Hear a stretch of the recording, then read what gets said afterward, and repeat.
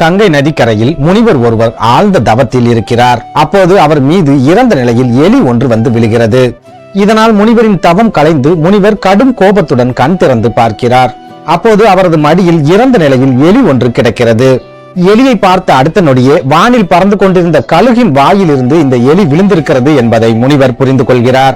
இறந்து போன ஒரு எலி தவத்தில் இருக்கும் தன் மீது விழுந்ததற்கு பின்னால் இறைவன் ஏதாவது ஒரு காரியத்தை வைத்திருப்பார் என்று நினைத்த அந்த முனிவர் இறந்து போன அந்த எலிக்கு தனது தவ வலிமையால் உயிரை கொடுத்து அந்த எலியை ஒரு அழகான பெண் குழந்தையாக மாற்றி தனது வீட்டுக்கு எடுத்துக்கொண்டு போகிறார்.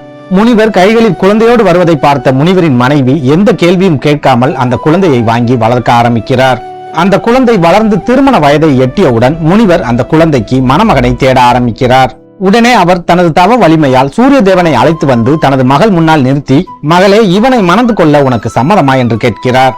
சூரிய தேவனை நேரில் பார்த்த அந்த முனிவரின் மகள், அனலாக கொதித்துக் கொண்டிருக்கும் இவரை மணக்க எனக்கு சம்மதமில்லை தந்தையே, ஆகையால் இவரை விட பலசாலியான மாப்பிள்ளையை பாருங்கள் என்று கூறிவிடுகிறாள். உடனே சூரிய தேவன் அந்த முனிவரிடம், முனிவரே, என்னை விட மேகராஜன் தான் மிகவும் பலசாலி. நான் எவ்வளவுதான் உக்கிரமாக அனலை கக்கினாலும் மேகராஜன் நினைத்தால் என்னை ஒரு நொடியில் முழுமையாக மறைத்து விடுவான்.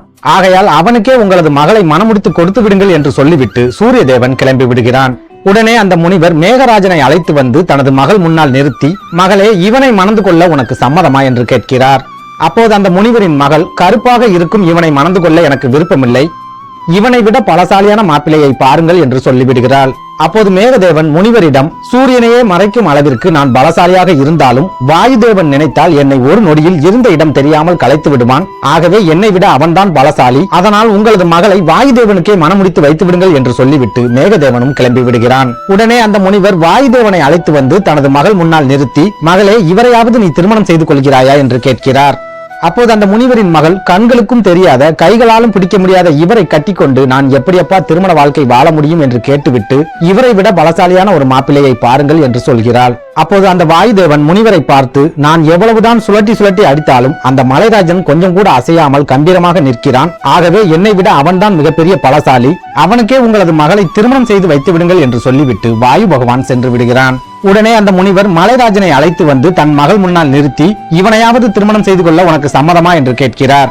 ஆனால் அப்போதும் அந்த முனிவரின் மகள், இவ்வளவு பெரிய உருவமாக இருக்கும் இவரை திருமணம் செய்து கொண்டு என்னால் மகிழ்ச்சியாக வாழ முடியாது தந்தையே, ஆகையால் இவரை விட பலசாலி ஒருவரை பாருங்கள் என்று சொல்லிவிடுகிறாள்.